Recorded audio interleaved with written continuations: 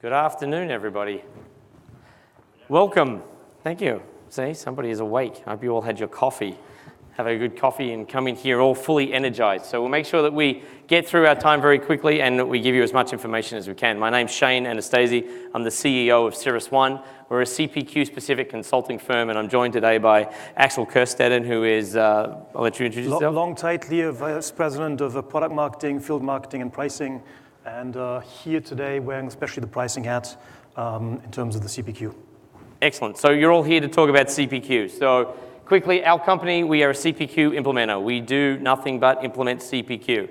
We have been doing it for a long time. We are an organization that has come from a background of CPQ. With CirrusOne, we've done something like 180 projects for 70 different customers. We're award-winning for the operations that we put in place and how we go about delivering our service. The big thing that you need to take from us, which is that we put our money where our mouth is, which is we have an open book policy for customer references. What that means is I've never stuffed up a project so badly that I wouldn't want you to talk to that customer.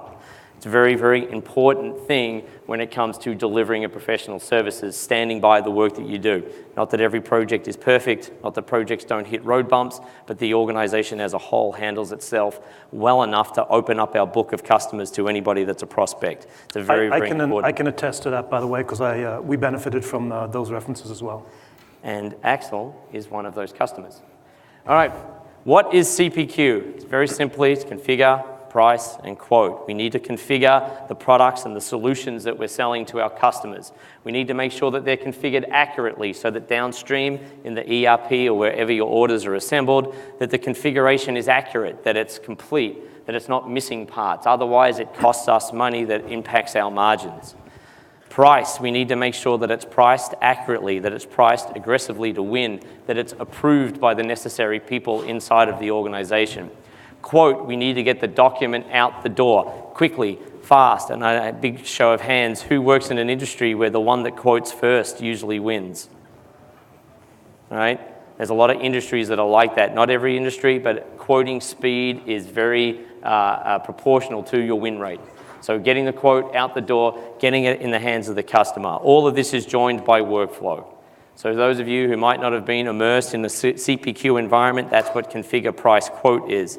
Now, why is it seen as being one of the more complex solutions that you can build? It's complex because it's the first time you're going to get all of these divisions in your organization to agree on one single process. Sometimes it's hard enough to get one group in your organization to agree on a single process, let alone all five. It's the big reason why CPQ projects don't make it to their eventual outcome or they don't achieve their original objectives. It's because we have to get all of these groups to agree to what currently today is a set of unmanaged and disparate processes. Pricing, optimized pricing, pricing approval, product catalogs, product catalog management, PIM systems. All of this stuff has to feed into your CPQ solution. Okay? So if you're preparing for a CPQ implementation, it's important that you take this breadth of scope. All of these divisions are impacted by the solution that you're going to build. So why do we go to all of this effort? It's because there are significant benefits. It's one of the few solutions that is almost recession-proof. And believe me, we actually sold big machines. I used to work for big machines through a recession. Really did not impact us a hell of a lot. People need to sell more. They need to sell faster. They need to sell more efficiently. It's always a need in almost every organization, and it's one of the reasons why people keep building and implementing CPQ solutions, because they do pay off. That is, I should have put my phone on silent. Thank you. All right, so that's the reason why we do all of this stuff, and what we wanted to do today was really introduce you to our customer. Our customer is going to walk you through their journey with CPQ so that you can understand how they got value from it. We're going to talk about Merrill, what they do, their journey, their challenges, their solution, and their results, and then summarize it all at the end. And if there are any questions, we would welcome them, because this is what we do. We implement CPQ solutions. So over to Axel. Thank you. Yeah, to pick up on format, we've got a Q&A coming at the end, so we'll probably spend about 30 minutes just covering a couple of slides. During that session, I will be asking Shane a few questions. That is on purpose, that's not by accident, just so that we have a bit of a discussion going. Also, by the way, do feel free to come forward. The lights are bright, so we can't actually exactly see you. Feel free to come forward, get closer to where the action is. One of the things whenever I talk about Merrill is people always get confused, which Merrill is it? It's not Merrill, the shoe manufacturer. It's also not Merrill Lynch, it's Merrill Corporation. We operate in the financial services space. So we have three main product lines that we do: capital transactions, essentially helping companies go public. One of the uniqueness about the business that we're in is we can never actually reference anyone. People are always hush-hush about who they are and what they do. But one of the companies I can mention is MongoDB. They recently went public utilizing our services. We help them with print services and essentially being ready for the capital markets. So if anybody wants to go public or engage in M&A transaction, which is the other party, mergers and acquisitions, we have a virtual data room, which is a software tool that we allow companies to conduct due diligence in. And essentially, that's the product on which we developed the CPQ offering. It is somewhat complex, and so I'll cover some of that a little bit later on. Third area is in the regulatory disclosure. So after you've gone public, you got to do your filings on a regular basis, annual filings, quarterly filings, a whole bunch of other things as well. And again, we help companies with a combination of software and service to do some of that. So much on where we've come from. Now let me talk a little bit about our background to our CPQ journey. Key here is it's a journey. It's not a end destination. We had two types of challenges before we decided to take the plunge: internal and external. On the internal front, this might sound strange, but we never actually have any pricing analytics. One of the things in our business that's quite unique is it's a high volume of transactions. It's a post-billing offering, so by the time you quote, you don't always know what the actual revenue is going to end up being like. And sure, you can do simple divisions like this is the amount of revenue divided by the license metric, and that's your average ticket price. But some of the clients that we have, some of the people that are on our offerings, they've been on there for 10 plus years. And so it's difficult to say that by the point at which they decided to buy the offering, 10 years on, you still sort of have an average ticket price equivalent. So that's where we just had a big gap on understanding what our actual price points and the analytics behind it is. Similarly, from a sales perspective, what's the sales performance like? Who's selling what at what price point? Competitive dynamics. And again, it helps if you have a tool that allows you to get more intelligence behind it. From that, you also have a degree of commercial risk mitigation. Externally, and off the back of not having any price analytics, well, we don't really have a comprehensive price book and a product catalog, which isn't to say that we don't know what we're selling or at what price point we're selling it, but there's a point where you really need to define what exactly is what. Different regions have sort of different interpretations of exactly what the product is, what the service is, and so it was a good opportunity to really categorize and define clearly what we're selling, at what price point, and that's where you got to do a little bit of diligence in terms of what the offerings are that you have. We're in the process or have launched a new product that comes automated metering. So basically it just knows yes usage, no usage. It doesn't know what the price point against that usage is. But so again, you need to have something that the metering hits in order to be in a position to produce a bill at some point. Finally, big exercise to move towards a quote-to-cash system. One of the things that when I was part of purchasing all of this, I wanted to know was how long does it take to get going with this? And so here's sort of roughly speaking our journey in terms of the decision-making process.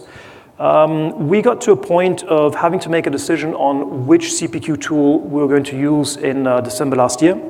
And I remember clearly at that point, and because we have a bit of a Salesforce ecosystem, going with Salesforce CPQ was always going to be top of mind.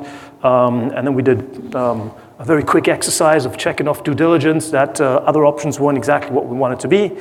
And I remember clearly getting a call from our CFO to say, well, we're about to make this decision, how are we going to implement it? One thing is buying the software, another one is actually have to make it work for you. And fortunately, we utilized sort of these type of forums. We had some contacts and connections, and we pretty much decided at the same time that we weren't going to be building it in-house, so we weren't going to be sending people to go through training. We were going to outsource the implementation, and found CirrusOne to help us with that. But it was a critical decision point for us to decide license and system integrating to keep those together at the same time, doing it and not doing it in-house. It really helped us in terms of learning also from CirrusOne and understanding what we should and shouldn't be doing.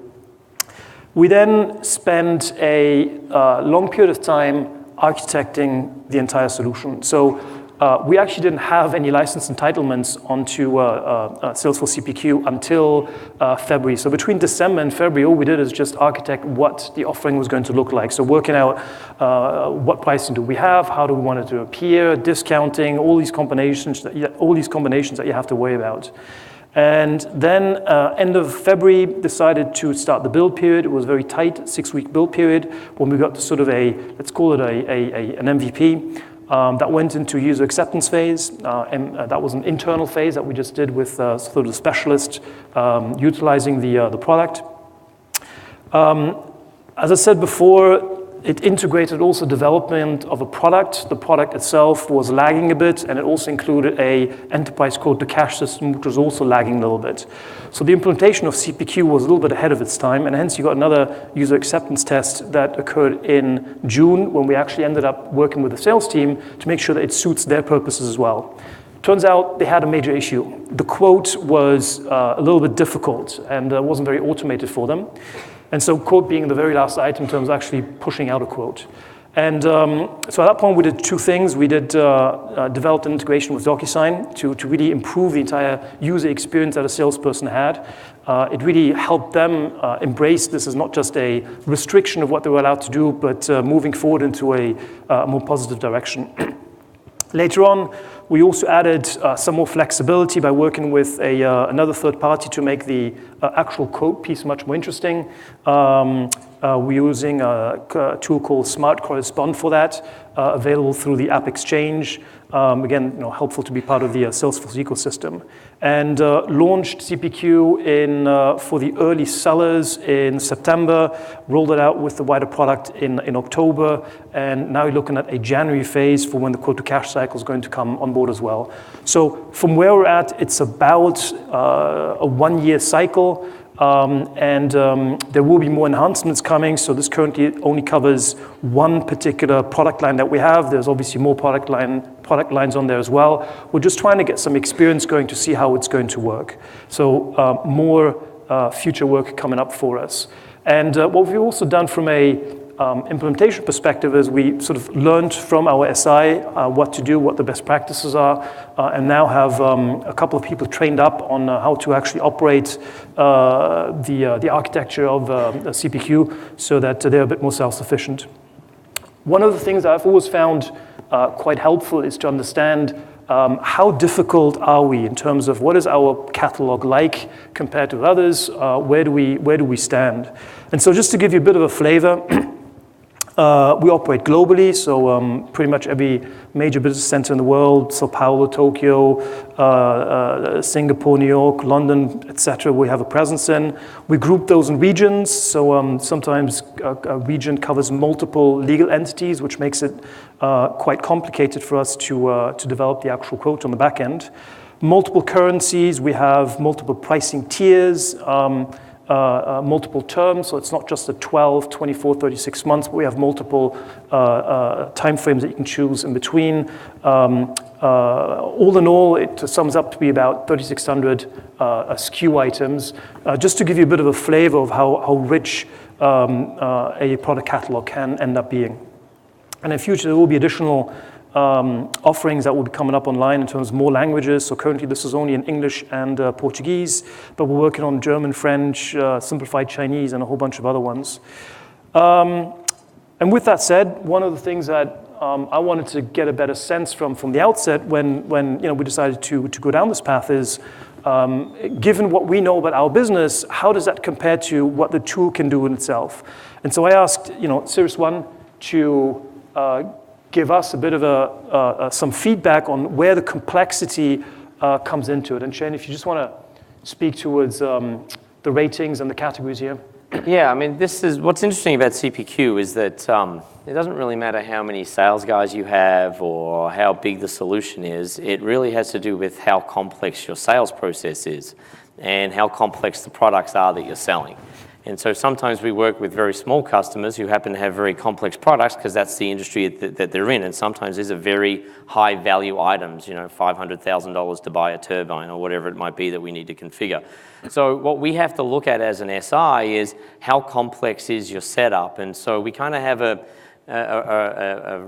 rough order of magnitude type way of helping you identify where do you sit on the complexity scale so that we can get an idea of whether or not an implementation has a payoff for you at the size and complexity that you're at. And so to give you an example, for Merrill's circumstances, their configurations were not that complex. It was a service. Sometimes services can get very complex, and to be honest, 3,600 SKUs is not a lot of SKUs for us, right? So not a lot of configuration there. The products were pretty simple. There weren't a lot of independent rules between the products.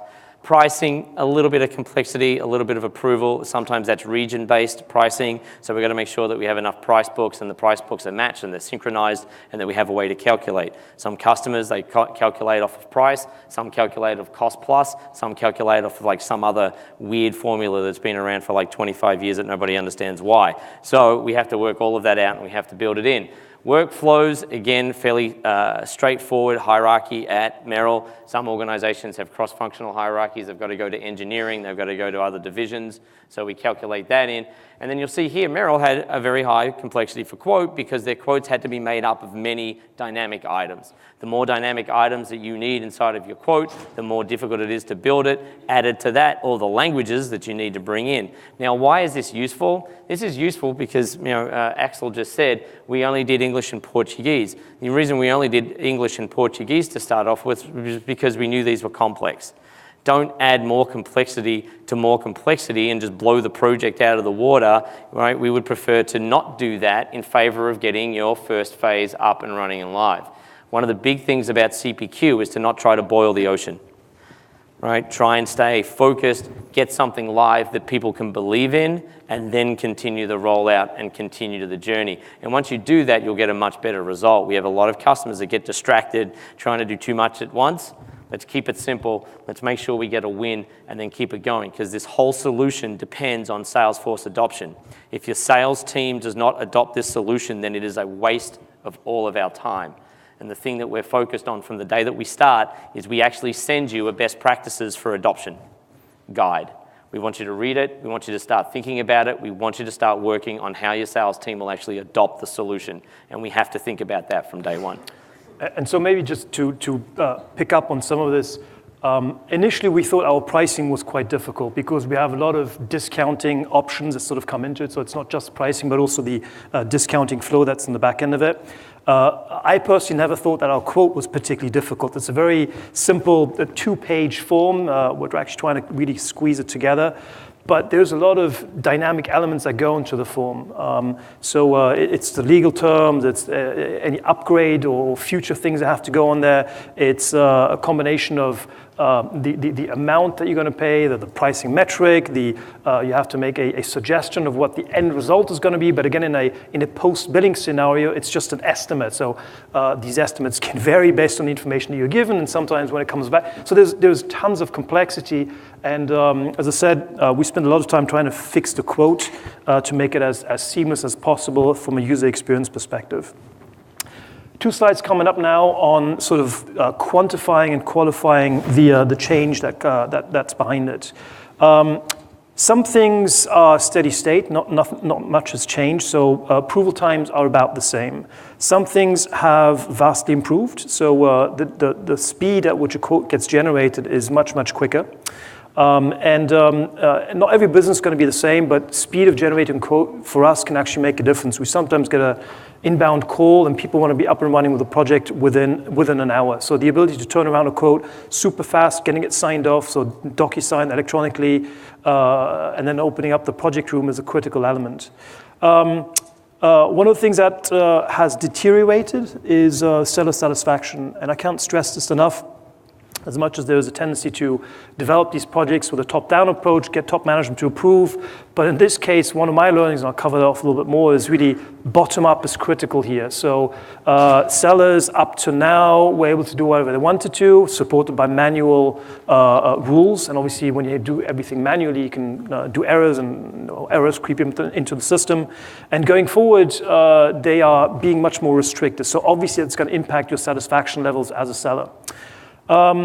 The one area that's sort of, to me, one of the big ones really in terms of appreciating the quantification of change is actually the very last item on the credit backs. It wasn't exactly covered in terms of the benefits, but we're looking at a very high volume of both quotes and wins that we have. And so, we're looking at probably producing about 15,000 quotes per annum. And off the back of that, you end up getting 7,000, 8,000 deals coming in. And so if you keep having to churn out a high volume of credits, and the credits do not distinguish in terms of cost factor, whether it's a deal at 100 or at 100,000, it's basically a fixed amount. So the more you can limit what the exceptions and the mistakes and the errors are, whether on purpose, whether accidental, the more your EBITDA actually improves. So one of the things that we didn't talk about at the outset, it was all about seller and sales. For us, it turns out the biggest opportunity is really improving the EBITDA aspect. In terms of qualifying some of the change, so as Shay mentioned right from the outset, one of the big things here is it's really, you have to sort of look at this as an integrated fashion. It's not just about the sales organization, but multiple entities coming together. And let me just point out two areas here in terms of change. Sales reps up to now had basically the option of doing things manually. So they would manual entry, and they'd have to do twice. They'd enter the opportunity, and then they also have to enter the actual quotes. Opportunity going to Salesforce for the analytics, and then the physical piece of sending it out. Now it's a single entry that really explains the acceleration of some of that speed, and both opportunity and quote are pretty much straight out of the same system. Also in terms of the uptake of sales knowledge, we have a lot of people obviously who come and go. It used to be on the basis of peer knowledge. You just ask the person next door, what's the right price? How should I do this typically? So it was peer-based selling. And now we've been able to shift over to a much more formal sales training process that clearly defines what are the steps that you need to go through, what's the price book, what's the product catalog, and it's become much more of a guided selling process. Billing. Again, it's not just about the credit, but the biller sometimes did not know what was actually agreed upon because the contracts were manual, they were handwritten, and now they were quite often when it came down to what should we be billing, they had to chase, well, what did you agree on? If it was exceptions, then they have to go and chase the approvals as well. Now it's much more sort of controlled, gated, and they know what is in, so we've been able to take out a certain cost factor from that as well. And really, it's all about a single source of truth environment that we're able to have with CPQ. In terms of sort of a bit of a point on architecture and what our ecosystem looks like, we didn't quite know beforehand what the right solution is for us to go with. We have a fair amount of Oracle in terms of our back-end systems. So a lot of the Oracle ERP and the tax engines and so forth is all optimized around that. Front-end, very much Salesforce entity from a services perspective, from a sales perspective. And we also had sort of heavy systems that we built ourselves. So we had sort of three options on what to do and which direction to pursue. We quickly discarded, built it ourselves, and then looked at Oracle or Salesforce as the sort of two options. And Oracle just required us to upgrade this, upgrade that, and we weren't going to spend that much money on it. So we just went with the flexibility of the cloud. And so the way it works for us is when an opportunity gets created, it's obviously done in Salesforce. We then utilize Salesforce CPQ for the quote piece, augment that with Smart Correspond, like I said, App Exchange, so beautiful ecosystem participation there as well. Then the services team kicks in, who have to open up the project room. One of the big things in our sector is we try to avoid doing too much automation because people appreciate the service. It's just more custom, more personalized, and a lot of our customers come from, as I mentioned, sort of investment banking, legal sector, and they appreciate the relative discretion and service that they get from that. So heavy use of Service Cloud in that as well. Then the product kicks in terms of the metering that I mentioned earlier on, and towards the tail end, and when a cycle gets closed, you're then looking at billing. So we use ARIA for our subscription billing offering. MuleSoft comes in for a lot of the integration back into Oracle and some other systems that we have. And finally, a project room gets closed. So that's a typical life cycle. This could be anything from a week. So we have some of these cycles that go from a week of opening to closing, or as I said, it can be 10 years in terms of 10 years plus and counting. Our systems don't go beyond 10 years. There might even be longer users on there. Technology stack in general. So that's one thing is what we've seen, another one what the industry tends to have. Again, Shane, do you want to sort of comment on the typical setup that you're coming across? Yeah, it's typically, so what happens with a lot of organizations is it comes down to what you're actually selling. And I've had somebody recently say to me something interesting, which is that a lot of times we feel like that CPQ is kind of like the embedded or complicated component of the CRM solution. So we're kind of extending the ability to sell by adding the CPQ component. I had a customer recently actually say to me, well, actually, we see it differently in that it's actually the gateway to ERP. And what they mean by that is it's actually protecting the back-end ERP solution so that the materials that you're selling actually make sense to the order delivery units downstream. So again, it depends what you're selling, right? But CPQ and the way the architecture typically rolls out is that it's a combination of, it's that central point between the contract, entitlements, and then downstream either order creation, whether it be through advanced planning for warehouse planning and manufacturing, or whether it be for services, scheduling and assigning resources. So it's really that crux. We typically see something that needs to connect the front end to the back end, whether that be SAP, whether it be some other kind of ERP solution, and then obviously tying it in with billing, and there's a number of different billing opportunities now, even on the Salesforce platform. So making sure that all of that works together. The third element that isn't there is then entitlements. Some of us who actually work on an entitlements database have to make sure that the entitlements are also kept in sync with the contracts. So it can be a complex architecture, but we're pretty good at working that out. For most organizations and most industries, it follows a pretty simple template, and then what we do is we help you refine it as you move forward. So, change in all of this is a big deal. This is not a relatively easy implementation of just another tool because it touches on so many different parts of the organization. We had more or less 3 entities in the pre-CPQ world: service, sales, and finance. And myself was sort of a pricing head. I don't even exist in this context. Going forward, we built out a pricing business operations group, which basically provides the organization with, upfront, here's how we want to price going forward, based on the analytics that we've seen, based on sort of the dynamics that we got to, make changes on a constant basis. And pretty much everyone is involved. The legal team knows what changes they need to make in order to incorporate the latest sort of legal terms, whether it's reacting to some things that they're seeing or new regulations that they have to introduce. It covers, the finance team as to how they optimize revenue recognition, any tax changes that are required. R&D, so you just mentioned entitlements. That's something that we built out ourselves against an entitlement management system. But again, you got to know what's coming down the pipe in order to be a little bit ahead of the curve. IT, from sort of the integration with MuleSoft and some of the other backend systems that need to be informed as well. Product marketing, sales. It's all sort of become an entity in its own right that starts talking to one another. From there, we can do things like customer success, A/B testing, which is sort of a more modern way to operate. Got a couple of minutes left here. Just wanted to sort of cover off some of the key lessons. One of the big things that I already mentioned was don't just leave it at a top-down management decision. This really has to be bottom-up as well. Sales needs to be treated like a customer. I know this sounds strange to treat sales like a customer, but once we did a bit of a shift from telling them you will be doing this to actually would you like to be doing this and servicing better, they started to embrace the whole thing. We listened to their feedback, as I mentioned, around doing some of the quote changes. It really helped us be much more efficient and much more effective. We would not be at this stage if we didn't work with a system integrator.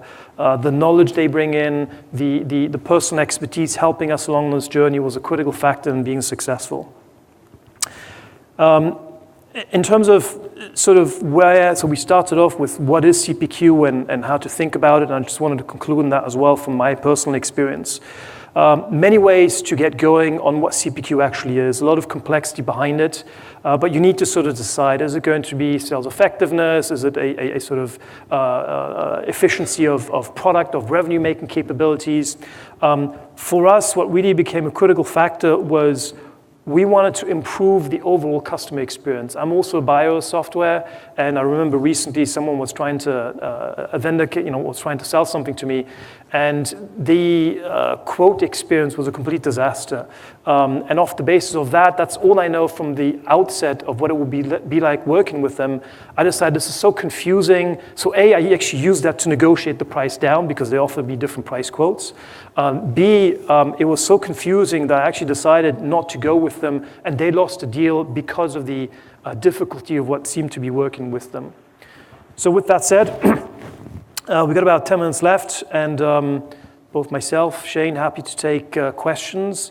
We do have some people, I believe, who are handing out microphones so that you can speak closer to a mic if you have any questions. Just speak up since the room's not so We can hear. You don't have to rub it in. I wanted to know how many implementations have you done specifically with Salesforce CPQ, and do you take your implementation through also the billing component, which is really more a subscription billing element than... Yeah, so of the 170, we're about 50-50 split between Oracle CPQ and Salesforce CPQ, and we do Salesforce billing as well. So we take solutions all the way through to the billing component, and we also do Salesforce implementations when that's what the customer wants. We stick to what we're good at, which is CPQ, but once you start building all these architects in your organization, you get a pretty good group that knows how to implement Salesforce Sales Cloud as well. So we do it all, but typically what customers bring us in for is for the CPQ component and the billing component. We actually have within our organization a bunch of ex-ARIA setup guys as well. So we actually have a very deep kind of billing expertise for integration into ARIA, other billing platforms, MuleSoft, the use of MuleSoft, Informatica, all those integration tools as well. We're very, very focused on this space. We have a massive SAP team that basically knows how to architect and create the frameworks for downstream ERP integration with lots of the SAP different products. We actually, the number one product we replace now that used to be Excel, that's probably the number one still, but outside of that would be SAP Configurator when we're bringing for large industrial organizations a better configuration process. But does that answer the question? It does, yes. I'd like to toss one more your way. So in our particular case, we're both a hardware manufacturer. Yep. We also purchase third-party hardware that we rebadge and basically, or white label sell to the market.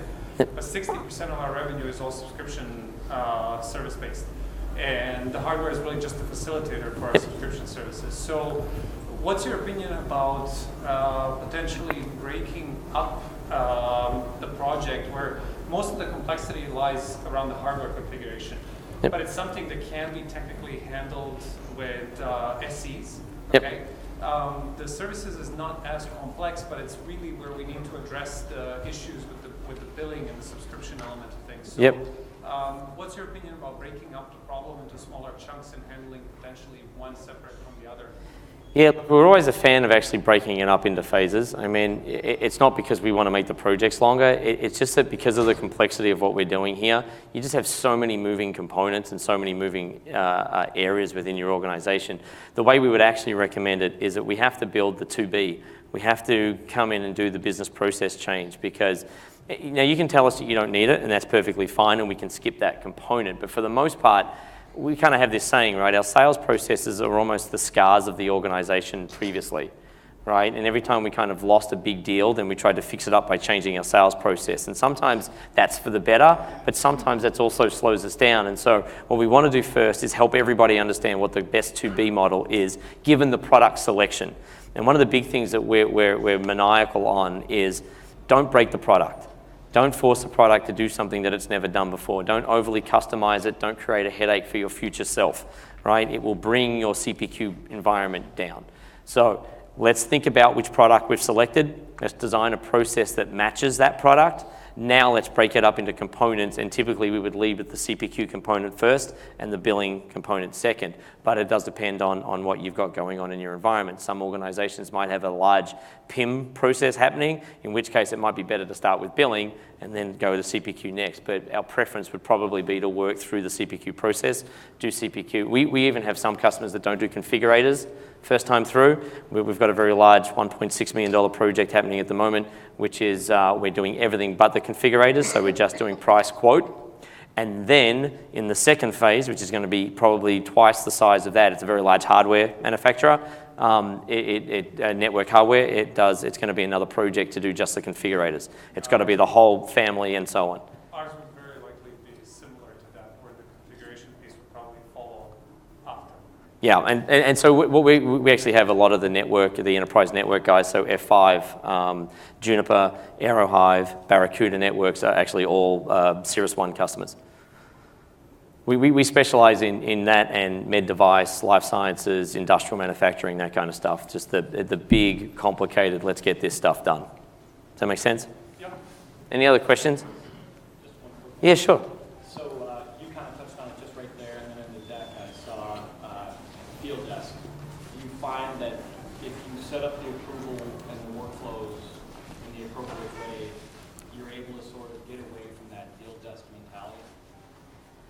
That's a really good question, because I still think, and this is just a personal opinion, so this is not, I don't think it's an architectural decision. I still think deal desk, depends on how you run it, is still a good best practice, and the reason for that is because it's not so much about the approval of the pricing as it is the mentality in the organization about how we get to pricing. And I think the value of deal desk is actually getting, the way that we've ran it before is that all AEs are on the call, all services are on the call, and the organization gets into a habit of what flies and what doesn't when it comes to discounting. So yes, that's got to be reflected in the approval process, but my belief is that deal desk itself is actually a good best practice. Now, this can make deal desk a hell of a lot more effective and efficient, right? I can get through so many more deals in the same amount of time. But it is an important process to have the organization as a whole understand what flies, and you need the multiple lines of business. Where we've been spending a lot of time recently is actually in the auxiliary services, like project-based services. So what's happened traditionally inside of CPQ is we'll implement all of your subscription services, all of your hardware, all of the products that you sell, and then what we'll say to the professional services group is use your PSA. Right? Or we'll just put one line in that says $400,000 of project services. We're trying to get beyond that within the CPQ environment and actually build proper project pricing inside of CPQ so that you can do risk assessments, you can do pricing, resourcing, assignments, and then push those to the PSA systems, the professional services automation systems, but actually begin to do the pricing inside of the CPQ, because up until now, it's really been an area that's been skipped somewhat deliberately because that's not what they were built for, but what we're working on at Cirrus is a way to re-architect the way we think about services to fit it inside of a CPQ solution. And from my perspective, pricing is also about context. So you don't just have a price and that's it. You need to understand competitive dynamics, regional dynamics, time circumstances, willingness. So you need to have a discussion. So you're not going to completely move away from just, hey, press a button and there's still a role to play for deal desk type of scenario. I was just going to ask, so what would you say is the average size of your customer, and how much does typically one of your projects cost? Yeah, so our average, take or leave, this is hard to, like we said before, it's not dependent on the size of the customer, but we typically work with enterprises. So we work with everybody. Like we've got a few smaller companies that come in. We used to do the enablement projects where we would let the customer kind of just learn a little bit, then go do their own implementation. That stuff has tended not to work because of the complexity that we kind of highlighted. So they end up needing far more oversight than you think. So then those projects become a little more difficult to do. But our ASP on the Salesforce side is anywhere between 200 to 600,000. So it depends on how complex you are. Our job is always to get you up and live and running as fast as possible. Look, our company does almost no marketing because we don't need to. It's about getting you up and running and using it, and if we've got you using it quickly and it's successful, and I can run an open book policy for customer references, then the likelihood is that you're going to keep coming back. You can see by our project numbers, we've got 70 customers but 180 plus projects, and it's because the 70 customers that we've got just keep coming back to do more work. like Axel said before, CPQ is a journey, right? You do one division, and then it's the other division, and then it's the next division. And typically what we find is that the first one is so kind of mind-blowing that it's a little bit of a gap before you want to start the second one. Like you want a breather and you want to kind of gather your troops. Then what happens is once you kind of get ready, you're now in the mode of actually rolling successive divisions out. And we would never recommend an organization try and do like, multiple divisions at once, just first go around. It's always better to either take all products across one region or one line of business across all regions, right? Pick your poison, right? There's enough complexity in either one of those approaches. Don't do all product lines across all regions at once if you don't have to. If you have to, then it's a different kettle of fish, right? We're just going to have to suck it and see what happens. But the reality is if we can help you plan it out, we'd much rather do that. And with that, the light here flashes red, 5 seconds over. We'll be around if you want to ask. Yeah, we'll be hanging outside. They'll kick us out. So. Thank you. Thanks, Axel.